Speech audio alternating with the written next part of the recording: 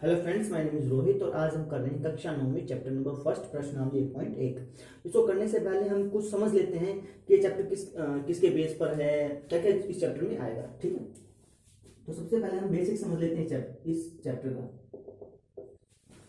सबसे पहली बात, चैप्टर का नाम है आपका संख्या पद्धति। तो सिंपल सी बात है कि जो ये चैप्टर है ये संख्याओं पर बेस होगा, है ना, कि संख्याएं कितने प्रकार की होती हैं, किस किस प्रकार की कैसे संख्याएं होती हैं। ठीक है, तो इसको करने से पहले सबसे पहले हम समझते हैं कि संख्याएं होते कितने प्रकार की हैं। जैसे मान लो बचपन में थे, 10वीं क्लास में थे, तो आपको संख्याएं सिखाएं स्टार्ट की 1 से, कि 1 2 3 4 5 6 ऐसे, है ना, 1 2 3 4 5 ऐसे चलते थे जब आप नर्सरी कक्षा में थे। जब आप थोड़े बड़े हुए, मान लो आप सेकंड में आ गए, फर्स्ट में आ गए, तो आपको बता दिया भाई जीरो भी एक संख्या होती है, 0 1 2 3 4 5, है ना। अच्छा, जो पहले आपको बताया था 1 2 3 4 5, इसको हम कहते हैं प्राकृतिक संख्याएं। कई बार प्राकृत भी लिखा जाता है लेकिन हम प्राकृतिक लिख देते हैं। ठीक है, प्राकृतिक संख्याएं। और इसके साथ अगर जीरो जोड़ दिया जाए तो ये बन जाती हैं आपकी पूर्ण संख्याएं। क्या बन जाती हैं? पूर्ण संख्याएं। ठीक है जी, ठीक है। अच्छा, जैसे आप थोड़े और बड़े आए, मतलब आप आगे 5वीं क्लास में, ठीक है, तो आपको बता दिया फिर नेगेटिव संख्याएं भी होती हैं। जैसे -3 भी होता है, -2 भी होता है, -1 भी होता है, 0 भी होता है, 1 भी होता है, 2 भी होता है, 3 भी होता है, 4 भी होता है, ऐसे चले जाते हैं। अब आपको माइनस की संख्याएं भी इसमें जोड़कर दे दी, तो ये संख्याएं क्या बन गई आपकी? ये बन गई आपकी पूर्णांक। क्या बन गया? पूर्णांक। पूर्णांक को आप संधि विच्छेद करेंगे तब क्या आएगा? पूर्ण प्लस अंक, जो अंक पूरे हो, जैसे हम पूरे पूरे हैं।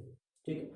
अच्छा, जब आप आगे 8वीं क्लास में, तब आपने क्या सीखा कि भैया एक वो भी होती है आपकी संख्याएं, परिमेय संख्याएं भी होती हैं। जैसे 1/2, 2/3, 4/5, 5/7, ये भी आपकी क्या होती हैं? परिमेय संख्याएं होती हैं। अच्छा, एक बात ध्यान रखना है इस चीज में कि 7 भी एक परिमेय संख्या है। अब कहोगे सर क्यों? क्योंकि इसके बटे में आप 1 लगा सकते हैं, है ना, कोई फर्क पड़ना नहीं है, क्योंकि 1 को 7 से भाग दो 7 ही आएगा।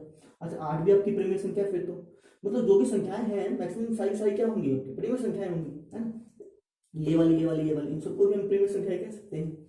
अच्छा, जीरो भी आपकी एक परिमेय संख्या है, ये ध्यान रखना आपने। ठीक है, तो जीरो के बटे में हम 1 लगा सकते हैं, जीरो के बटे में आप 2 भी लगा सकते हो, कुछ भी लगा सकते हो। ठीक है, तो जो भी बटे वाली संख्या होती है, पी बटा क्यू की फॉर्म में लिखी जाती है, उसको हम कहते हैं परिमेय संख्या। परिमेय संख्या। अच्छा, बुक में आपको डेफिनेशन क्या मिलती है? बुक में आपको डेफिनेशन मिलती है परिमेय संख्या की, जो पी बटा क्यू की फॉर्म में हो, जहां पर क्यू जो है ना जीरो के बराबर ना हो। क्या होगा? मतलब जो बटे में है ना, बटे में जीरो नहीं होना चाहिए। कारण है, जैसे जैसे आप बड़े होंगे थोड़े से, आपको पता चलता रहेगा। ठीक है, ये परिमेय संख्या होगी। इसके बाद आपका आता है अपरिमेय संख्या। अब अपरिमेय संख्या का क्या मतलब है? जिसको आप बटे में नहीं लिख सकते। अब ऐसे कौन सी संख्या है जिसको बटे में नहीं लिख सकते? जैसे √2। ठीक है, अब आप ये मत कह दीजिएगा इसके बटे में 1 लिख सकते हैं, नहीं, क्योंकि √2 जो होता है ना पॉइंटों में होता है, और पॉइंटों में होगा तो उसके बटे में आपका पॉइंट वो खत्म ही नहीं हो पाते। जैसे जैसे चैप्टर आगे बढ़ते हुए आपको पता चल जाएगा कि √2 को हम अपरिमेय संख्या क्यों कहते हैं। √5 हो गया आपका, √7 हो गया।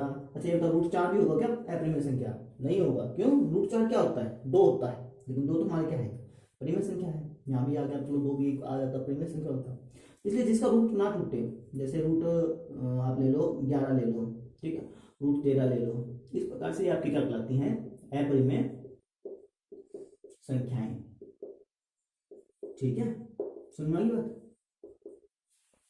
सबसे पहली बात, प्राकृतिक संख्याएं 1 से स्टार्ट, पूर्ण संख्याएं 0 से स्टार्ट, पूर्णांक माइनस से लेकर प्लस तक सब। परिमेय संख्या बटे वाली संख्या, अपरिमेय संख्या जो रूट में होती है, मैक्सिमम रूट वाली अपरिमेय संख्या होती है। ठीक है, इसके बाद हम स्टार्ट करते हैं चैप्टर अपना प्रश्नावली 1.1। बहुत आसानी से समझ में आ जाएगा आपको। ठीक है,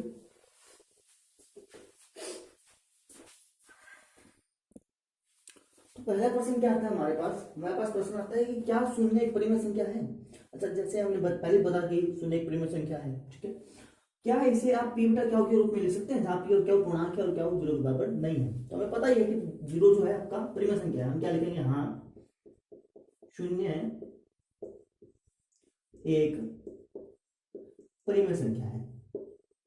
परिमेय संख्या है क्योंकि शून्य को 0/1, आप 0/1 लिख सकते हैं, 0/2 लिख सकते हैं, मैं 0/1 लिख रहा हूं। ठीक है, 0/1 के रूप में लिखा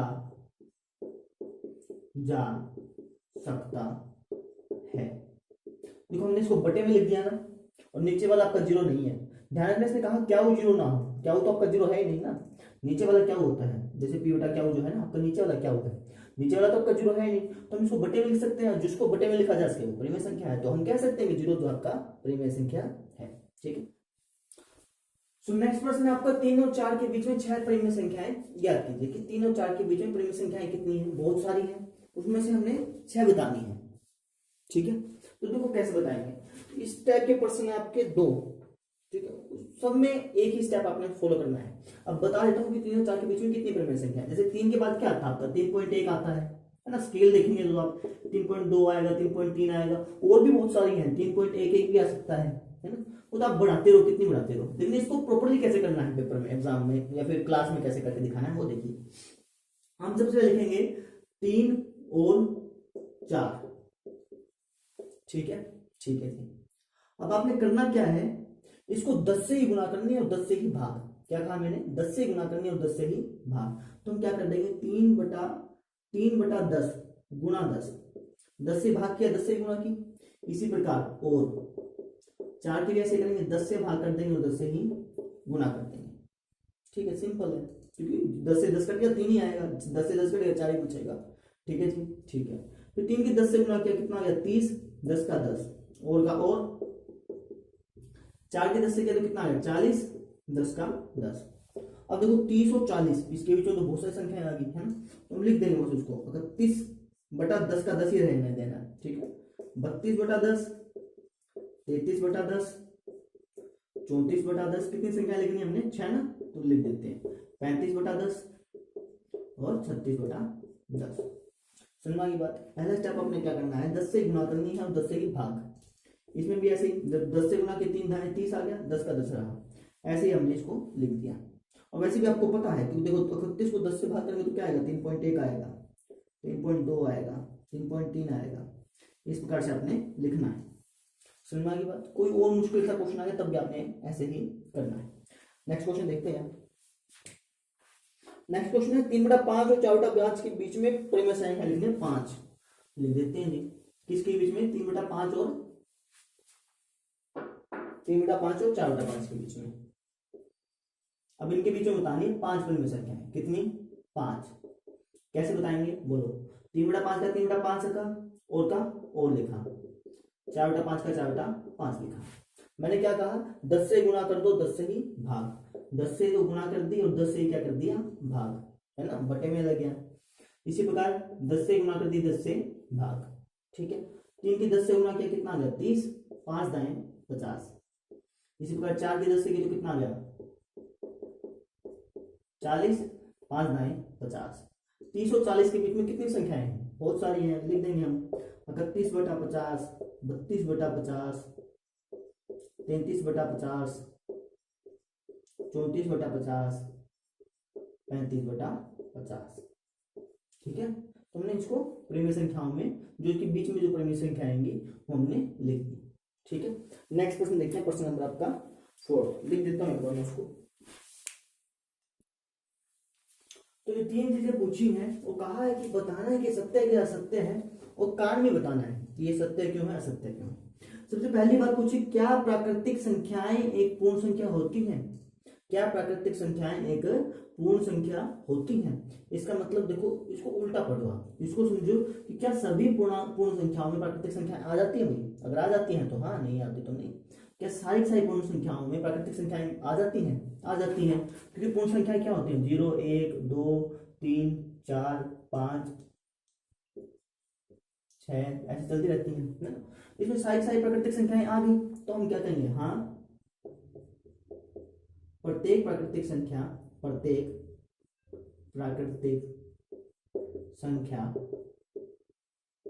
पूर्ण संख्या है। पूर्ण संख्या, यहां मिटा देता हूं इसको मैं, है। क्यों है, क्योंकि सभी प्राकृतिक संख्याएं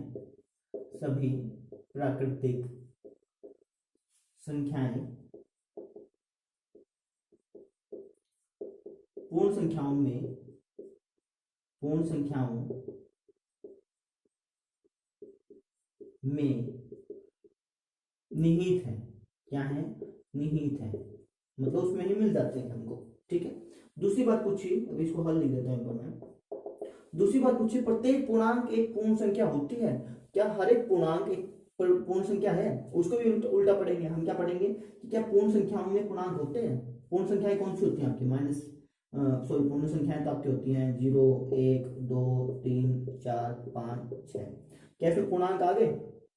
नहीं आए। क्यों? -1, -2, -3 ये कहाँ है भाई? ये भी तो पूर्णांक थे, लेकिन इस चीज में तो आए नहीं। तो हम क्या कहेंगे? नहीं, प्रत्येक पूर्णांक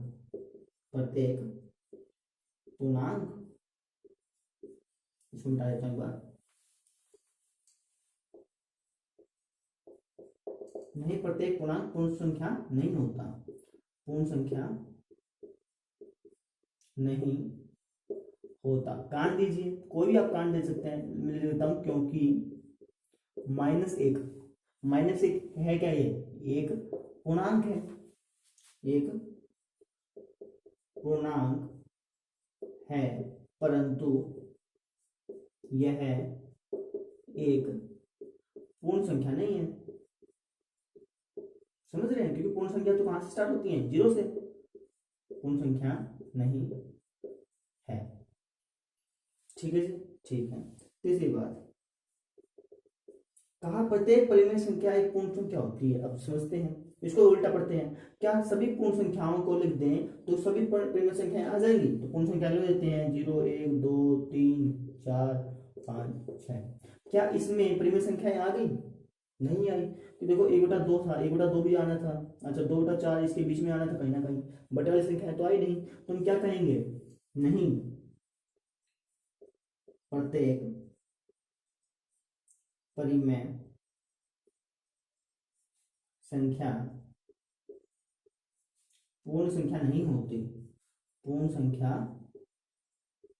इसको मिटा देता हूँ एक बार, नहीं होती। अच्छा, कहाँ भी देना आपने, तो हम लिख देते हैं क्योंकि 1/2 एक परिमेय संख्या है। परिमेय संख्या है, परंतु यह एक पूर्णांक यह एक पूर्ण संख्या नहीं है। पूर्ण संख्या नहीं है। उसे अपने एक एग्जांपल देना, बताना है कि क्या होता है या नहीं होता। ठीक है, आपका प्रश्नावली 1.1 खत्म।